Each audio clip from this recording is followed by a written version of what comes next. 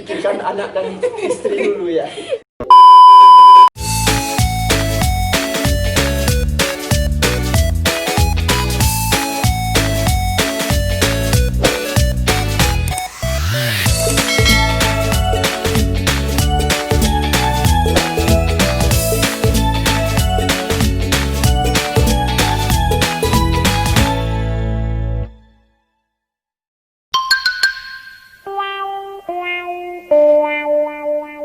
Kembali lagi ke Rotua Channel, semuanya diomongin. Nah, sesuai dengan request teman-teman, aku akan nampilin 2 temen kali ini di episode ini yang akan ngebahas tips gimana bisa dapatin beasiswa ke luar negeri. Yuk, tetap pantengin Rotua Channel, semuanya diomongin. Seperti yang aku janjikan tadi, ada 2 teman aku untuk nemani di episode kali ini. Siapa dia? Siapa mereka tepatnya? Inilah dia. Kita tampilnya Unitari dan Uda Media. Halo. Hai, Coro. Coba Roro loh. Coba Roro. Nah, Ya. ya kan coba-cobanya aku juga kan. Jadi banyak yang masuk pengen nanyain gimana sih bisa dapat beasiswa tips. Jadi aku langsung mikir, ini ada 2 temen yang super spektakuler karena ini suami istri sama-sama dapat beasiswa. Satunya S2, S2-nya S2, S3 ke UK dapat beasiswa. Nah, kita ulik apa rahasia di balik mereka. Boleh dong ya dikasih tips-tipsnya gimana sih caranya kalian bisa dapat beasiswa? Caranya Tunggu, itu kemarin beasiswanya apa dulu nih? saya LPDP. Kalau Emilia Sama LPDP. sama-sama LPDP ya. Terus kuliahnya di Kampusnya saya di Manchester, University of Manchester. Sama. ini siapa yang follower, siapa yang stalker, kok bisa sama-sama ini? Ya, ada yang following dan ada yang menanti followersnya. Boleh dong Uli, apa sih tipsnya bisa masuk ke kampus pilihan di UK dengan beasiswa pula? Iya, baik. Jadi sesungguhnya kuliah di luar negeri dengan beasiswa itu adalah cita-cita bagi sebagian orang ya, nggak semuanya orang gitu. Jadi kalau buat saya tips tips singkat kali untuk anak daerah seperti saya. Emang daerah mana? Saya agak jauh kampungnya, kebetulan di Sumatera Barat. Oh. Dan jurusannya dulu S1-nya bukan bahasa Inggris. Jadi ya yang menjadi tantangan terberat bagi saya itu adalah bahasa Inggris. Jadi kalau teman-teman mau kuliah ke luar negeri, itu pada umumnya mensyaratkan bahasa Inggris sebagai syarat yang mutlak dan utama gitu. Jadi itu saja sih yang diperkuat kayaknya. Insya Allah beasiswa dan kampusnya itu menyusul gitu kalau udah bahasa Inggrisnya udah oke. Bahasa Inggris. Kunci pertama, tips ya pertama untuk bisa dapatin beasiswa. Sama udah juga tipsnya. Iya, terus berani malu juga mungkin ya. Berani malunya gimana? Kalau saya udah berani malu aja di sini. Jadi kalau bahasa Inggrisnya jelek gitu, apalagi saya kan dari Padang. Jadi bahasa Inggrisnya logatnya Padang, grammarnya juga mungkin salah-salah gitu. Jadi lengkap lah semuanya, nggak ada yang benar dulu mungkin ya. Berarti TOEFL Minang ya? Iya tuh. Jadi berani malu pokoknya ya coba aja gitu. Cari teman yang bisa bahasa Inggris juga kalau bisa. Terus kita ya pura-pura bisa juga nggak masalah. Jadi seakan-akan kita bisa gitu, padahal semuanya salah. Salah. Tapi ya berani malu, pede aja gitu. Sehingga kita tahu belakangan ketika ngobrol sama orang, oh kayaknya saya salah, kayaknya saya salah. Jadi pelan-pelan kita bisa memperbaiki bahasa Inggris kita. Oke. Setelah kalian, kita tahu untuk aku bisa sih ngomong bahasa Inggris, tapi untuk jenjang akademik itu kan beda. Bisa nggak Iya, sih betul. kalian jelaskan gitu kan? Ya aku bisa kok bahasa Inggris, tapi kenapa aku nggak lulus Iya. beasiswa please? Iya, nah itu makanya jadi untuk teman-teman yang jurusan S1-nya bahasa Inggris pun belum tentu bisa kuliah ke luar negeri karena Belum nasib gitu. pertama karena belum nasib, kedua karena memang academic English itu beda ya dengan general English. Jadi kalau ke luar negeri kan dimintanya IELTS ya. Jadi kalau IELTS itu sedikit banyak menggambarkan tata bahasa yang akan digunakan yang formal gitu. Jadi kalau ngomong bahasa Inggris keseharian kan gampang kan. Kalau IELTS itu yang versi formalnya dari bahasa Inggris. Oke. Dan untuk latihan itu bisa nggak kayak udah tadi berani malu aja ngomong IELTS gitu? Karena IELTS itu kan kamu salah ngomong juga nilainya jadi berkurang tuh gimana? Nah itu repotnya waktu kita di SMA, belajarnya kan grammar gitu, terus reading, terus jawab soal, sama listening dulu, ujian nasional kan listening. Ternyata ada yang namanya speaking, Oke. ya, terus ada yang namanya writing. Nah itu dua itu yang bikin kacau itu, bikin bencana itu kalau tes IELTS. Iya, jadi kalau yang lain mungkin bagus, terus writingnya 5,5 kan juga nggak bisa gitu. Jadi ternyata bahasa Inggris itu dari ujung ke ujung juga harus bisa gitu, dan itu yang nggak mudah. Kita bisa ngomong, harus bisa nulis juga. Nulis dalam bahasa Inggris pun kan repot ya, menyambung antara pikiran dengan kemampuan nulis bahasa Inggris gitu. Kadang pikiran bagus, nulisnya susah kan gitu. Atau sebaliknya, mungkin kita bisa bikin grammar yang bagus, ini Idenya apa yang nggak mau ada. idenya nggak ada, Iya. itu yang bikin kacau. Mending nulis komen-komen di Instagram artis aja kali. Iya. Jadi berarti harus mensinkronkan dan berlatih gitu. Atau Kalau untuk bahasa Inggris ya, semakin banyak dilatih semakin bisa. Karena untuk saya pribadi pun ngerasa dulu pas awal kesana bahasa Inggris saya kok kaku banget ya gitu. kategori kaku itu bahasa Inggrisnya gimana sih? Karena kalian Misalkan, langsung ke iya, Inggrisnya langsung iya, nih. ketemu teman di bahasa Inggris, di bahasa Inggris di kelas misalkan, Hi, how are you gitu. Orang tuh nggak ada loh di sana yang nanya how are you. Oh iya. How are you kan kita dari SMA kan diajarin how are you, I'm good, thank you gitu Yes, kan. Ya, ternyata di sana sesimpel kayak you okay gitu. Terus Oh. jawabnya cuma good, fine gitu, nggak yang I'm okay, thank you, and you. Oh berarti oke, terlalu kaku ternyata ya. Jadi boleh dong, nggak salah kita ngomong Hi what's up dude bro. Oh. Oke, berarti ada beberapa yang akademik emang Betul, wajib, tapi untuk di Untuk kehidupan keseharian seharian ya, Keseharian, tidak iya. sekaku itu ternyata. di sananya sendiri, di Inggrisnya sana sendiri. Oke. Nah, tadi kan kalian udah jelaskan bahwa tips pertama itu adalah belajar bahasa Inggris, tetap ditekankan berkali-kali belajar bahasa Inggris. Nah, yang kedua itu gimana sih cara dapat beasiswa di LPDP, khususnya masuk ke kampus kalian? Selanjutnya, Siapa dulu? Jawab dulu. susah kan bukannya? Susah atau gampang sih? Kok bisa dua-duanya? Aku sampai penasaran ini. Enggak sih. Kalau zaman saya seleksi LPDP dulu itu sangat menekankan apa ya, bidang-bidang ilmu yang sedang dicari di Indonesia gitu. Jadi kalau saya saat itu menekankan, saya kan bidangnya kesehatan ibu dan anak. Oke. Jadi waktu itu Ini ibunya ini anaknya. sedang mengejar target-target MDGs waktu itu ya, kalau nggak salah. Jadi udah SDGs ya udah tapi udah besar, iya. Iya, tahun berapa dapat Ya, sekarang udah SDGs. Udah SDGs. Iya. Jadi Ya, ya. itulah yang ditekankan gitu, dan kebanyakan dari teman-teman yang angkatan saya ya 2016 waktu itu batch 1 itu bidang ilmunya spesifik. Jadi kalau teman-teman punya ilmu yang spesifik itu dijual ke beasiswa gitu. Itu sangat menarik apa ya? Karena memang itu yang dibutuhkan gitu. Kalau bidang-bidang yang umum nggak begitu ya, nggak begitu dibutuhkan. Ya, toilet umum itu dibutuhkan loh. Beda kasus. Oh iya ya. Oke, Siap, lanjut iya, terus toilet umum. siap. Oke. Baru kepikiran ya.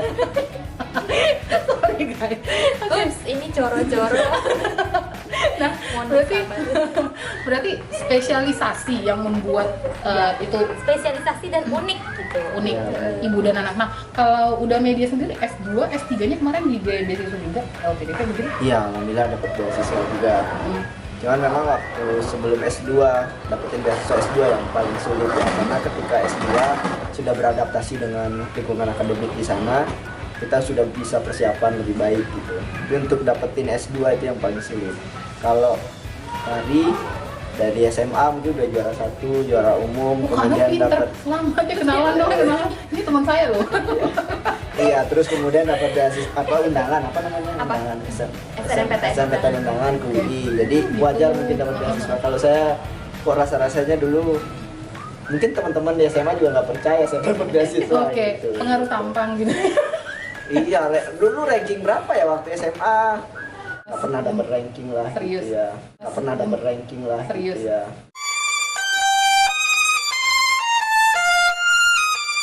Waktu SMA, jadi bukan tipe anak murid yang duduk di depan terus disayang guru dan Oke. nilainya selalu 9. Oh, berarti ini tukang ngadu. Nyata-nyata Bu. Kalau yang nyontek, bu, yang nendang-nendang kursi saya. Itulah murid siswa yang paling Untuk kita nggak seangkatan. paling nggak beradab lah itu. Iya bener-bener. Oh, Terus jadi benci banget jam sama istirahat malah ngejain PR Yes, atau bener-bener. belajar. Bener-bener. Kayaknya Nah itu Oke. jadi kalau dulu ya itu kadang cabut. kamu di balik Jangan di ditiru, suksesnya jangan. ini kayak gini tapi ya Tapi masih sempat sih belajar. iya kan nggak Sebelum selalu UN. nggak selamanya iya. Sebelum UN. Moralnya nggak selamanya kutu buku tuh jadi orang sukses kayak gitu juga Iya, bisa iya, jangan judging ya oke Iya. jadi apa yang memotivasi Nah, udah kalau ini kan iya. udah jelas ya anak pinter dari dulu Iya. ya ibu yang di sebelah ini dia mau Dadah. belajar kalau anak ini apa yang membuat anda berubah Mungkin ini ya Titik baliknya apa? titik baliknya. putar balik jalan Putar baliknya mungkin waktu di Jogja ya. Oke. Di Jogja saya kuliah di UGM ketemu dengan orang-orang pintar. Jadi kita termotivasi gimana ya caranya bisa seperti mereka gitu. Terus kemudian saya juga kerja di Papua, di Kalimantan, melihat banyak orang yang nggak beruntung bisa mendapatkan sekolah pendidikan yang baik gitu. Jadi motivasinya harusnya lebih keras gitu karena dapat privilege untuk bisa kuliah di UGM. Gitu. Jadi akhirnya berjuangnya lebih keras. Jadi kalau yang lain mungkin berjuangnya 2 kali lebih keras, saya mau nggak mau harus berjuang 4 kali atau 10 kali lebih keras karena kalau sama jelas bakalan dikit atau kalah sama kawan-kawan yang universitas hebat, bahasa Inggrisnya oke, semuanya oke lah, termasuk tampang-tampangnya oke. Jadi No hard feeling, bisa ya. kalah. Gitu. Jadi makanya kita harus ya mau nggak mau berkali-kali mau. lipat harus lebih keras gitu berjuang. Dan kalau berjuangnya itu kan dari Unitaris sendiri tadi berbicara bahwa harus ada spesialisasi makanya kamu dipilih. Oh, iya. Nah kalau udah sendiri dari perjuangannya itu udah langsung memikirkan spesifiknya apa nggak gitu? Ya. Iya, spesialisasi. Jadi itu penting. Jadi kita yang paling tahu dengan diri kita kan. Nah, waktu itu sebelum saya sekolah, saya punya pengalaman cukup panjang melakukan pemberdayaan masyarakat di Papua, di daerah pedalaman Papua dan di Kalimantan. Jadi saya kira itu yang kemudian mempengaruhi jalan berpikir saya, motivasi untuk S2 juga, motivation letternya. Kemudian saat beasiswa ya wawancara ditanyakan apa yang sudah kamu lakukan, bagaimana ke depan, otomatis saya menceritakan pengalaman itu. Jadi mungkin spesialisasi itu yang akhirnya mungkin menjadi bahan pertimbangan untuk yang menilai apakah layak atau tidak untuk mendapatkan beasiswa. Oke, untuk hal spesifik yang akan kalian pelajari itu masuk ke dalam motivation letter itu ya tadi? Iya, disebutkan di sana. Karena memang di guideline-nya disebutkan ya, maksudnya minat studinya apa, nanti akan mempelajari apa gitu. Dan dari sana juga mungkin dinilainya dari itu, oh anak mau ngambil ini nih kuliahnya di mana. Dan itu kemungkinan apa ya, maksudnya penilaiannya cukup tinggi ya untuk motivation letter itu atau gimana sih biasanya kalian yang tahu di beasiswa ini? Kalau tahun 2016, karena LPDP berubah-ubah ya persyaratannya, termasuk yang terbaru kemarin itu sudah termasuk pakai psikotes online gitu. Kalau zaman saya dulu belum ada. Jadi dari seleksi administrasi, berkas-berkas ya, dari ijazah, transkrip S1, motivation letter, terus LOE kampus, IELTS, surat kelakuan baik, dan seperti itulah administrasi biasa. Setelah lolos administrasi baru dipanggil ke tahap substansi. Di substansi itu ada seleksi wawancara itu dengan 3 orang interviewer, dan kemudian ada essay on the spot juga, nulis essay di tempat, terus sama ada Wait, LGD. tunggu. Esainya itu nggak berhubungan dengan yang apa yang kalian rencanakan pelajari nggak sih? Enggak. Oke. Jadi essay, saya rasa essay itu murni menilai kemampuan kita berpikir kritis terhadap topik yang diberikan oleh LPDP. Jadi kasih waktu setengah jam ya kalau nggak salah, emang tulisnya di tempat gitu. Jadi emang apa yang ada di kepala aja. Bener-bener kayak kalian bilang tadi ya, punya kemampuan nulis tapi belum ada Tapi, ide nah, gitu ya kan? iya, Tapi iya. harus Iya, cepat punya ya, ide tapi bisa nulis. Iya benar-benar. Nah kalau udah kemarin motivation letternya mempelajari apa sih yang dipelajari? Kalau tadi Uni kan tentang kesehatan spesifik ibu dan anak. Iya, Kalau udah tentang kemiskinan waktu karena di Papua kemarin itu. Iya, di Papua, di Kalimantan, soal kemiskinan dan optimalisasi sumber daya alam untuk masyarakat gitu supaya bisa mengurangi ketimpangan ekonomi. Seperti itulah kira-kira. Oke, berarti jangan-jangan belajar kemiskinan bukan karena Anda lelah miskin. Iya. Salah satu motivasinya. Sebetulnya iya, jangan dulu memang berpikir tentang bangsa ya dan negara. Pikirkan anak dan istri dulu ya. Ya itu Dari satu keluarga motivasi terkecil. ya, karena nenek ya keluarga yang kurang beruntung. Terus kemudian saya beruntung dapat ibu yang PNS gitu. Jadi seenggaknya bisa memperbaiki keturunan. Untuk diri kita sendiri dulu. Iya, iya, benar. Super sama super. Kok acara ini bukan acara gitu. Nah, tadi aku udah dapetin tipsnya itu belajar bahasa Inggris, buat motivation letter yang spesifik apa yang kalian ingin pelajari dan impact-nya ya untuk negara setelah kalian pulang. Selanjutnya apa kira-kira yang harus didapat? Itu kan untuk untuk LPDP maupun untuk kampusnya sama nggak sih? Ada motivation letter juga nggak? Ada. Saya rasa ada waktu itu. Jadi untuk aplikasi kampus tidak sekompleks LPDP ya. Jadi kampus itu tidak minta surat kelakuan baik gitu. Jadi kita isi formulir di website kampusnya. Memang yang diminta itu adalah dokumen S1, itu ijazah dan transkrip. Kemudian juga recommendation letter ya, yang penting itu. Jadi dia minta kita minta rekomendasi ke orang-orang yang sudah mengenal kita dengan baik gitu. Kalau saya waktu itu minta ke pembimbing akademik zaman S1 sama ke dekan saya waktu itu, karena beliau yang sedikit banyak tahu tentang saya di zaman S1 gitu. Dan itu juga adalah salah satu gunanya kita membangun hubungan baik dengan PA zaman S1 adalah untuk itu gitu. Jadi kalau teman-teman skripsi cuman bimbingannya sekedar untuk jebol doang gitu, mungkin hubungannya bisa diperbaiki. Wow, berarti ngimpact banget ya, maksudnya recommendation letter itu dari emang pembimbing akademik kita, jadi kita nggak bisa keluar kampus by Pak dosen Bu dosen, I hate you so much, nggak bisa ya. Kalau untuk orang-orang yang tidak ingin ngambil S2 mungkin bisa ya. Tapi maksudnya pengen S2 tapi misalnya dari dunia kerja nggak bisa ya, dapat dari supervisornya atau siapa gitu? Bisa iya. ya, kalau dari misalkan dari kantor, bisa. terus dari atasan kantor bisa. Ada Cuman biasanya yang kalau kita baru lulus, biasanya yang paling tahu dengan kita dosen di kampus gitu. Makanya kalau kita dekat hubungan dengan dosen, ketika cerdas. Ini sangat jujur memang. Tapi itu ada gejalanya ya. Ya Allah, maaf Pak Bu. Jadi kalau kita dekat dengan supervisor kita waktu S1, jadi ketika kita minta, dia juga akan senang hati ngasih rekomendasi yang sangat lebay. Dan itu bagus memang. Luar biasa jadi, ya. Ini anak ini pintar. Dia rajin bekerja keras, rajin berorganisasi. Rajin Walaupun dalam menabung. realitanya mungkin tidak 100% selebay itu ya, tapi itu cukup menjual. Itu cukup menjual. Penting menjual gitu. Tapi by the way, kalian itu profesornya yang nulis atau dosen yang nulis atau kalian udah ketik tinggal itu tentang ada loh yang kayak gitu. Kalau saya memang ibunya sendiri ya. Yang ngetik ya. Kalau udah gimana? Kalau misalnya ternyata masuk ke kampus di luar negeri itu, ini luar negeri ya ceritanya. Iya. Tadi Uni sama Uda cuma bilang ya kirim berkas yang mereka minta transkrip. Nggak ada kayak SPMB yang kayak di Ujian tulis ya? Iya. Ada nggak sih? Nggak ada. Iya, masuk kampus itu ada nggak kayak gitu-gitu sih? Itulah istimewanya ya. Tapi kalau di luar negeri itu dia based on kuota. Jadi misalkan dalam setahun itu untuk jurusan saya waktu itu dibuka 17 kursi gitu. Jadi memang mereka mencari 17 orang yang aplikasi tercepat dan memenuhi kriteria gitu. Jadi kalau misalkan kamu pintar sekalipun, tapi kalau kuota yang 17 itu sudah dipenuhi oleh orang-orang yang kualifikasinya sudah memenuhi, itu udah kuotanya ditutup. Jadi tidak ada ujian tulis. Tapi untuk case saya waktu itu karena ngambilnya fakultas saya berada di bawah fakultas kedokteran, waktu itu memang ada interview.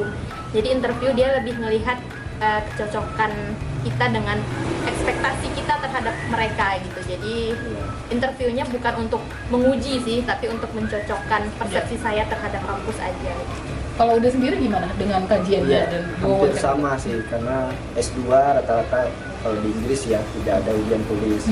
Tapi memang ada juga universitas yang mensyaratkan beberapa dokumen atau interview atau beberapa metode seleksi yang lain. Seleksi alam. Iya, seleksi.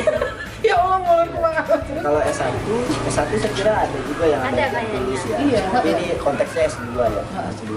Kalau S3 praktis itu lebih kepada kesesuaian topik kita dengan supervisor, nilai kita pada saat S2, kemudian kualifikasi background kita pas sudah publish dan lain-lain. Jadi beda lagi mungkin. Berarti kayak kalau bisa coba menurut kalian sendiri gimana? Kalau di Indonesia sendiri kalau S2 itu kan ada tes tertulis, ada psikotes segala macam. Terus ada wawancara juga. Ujian masuk ya? Ujian masuk. Nah, kalau di luar negeri sendiri enggak.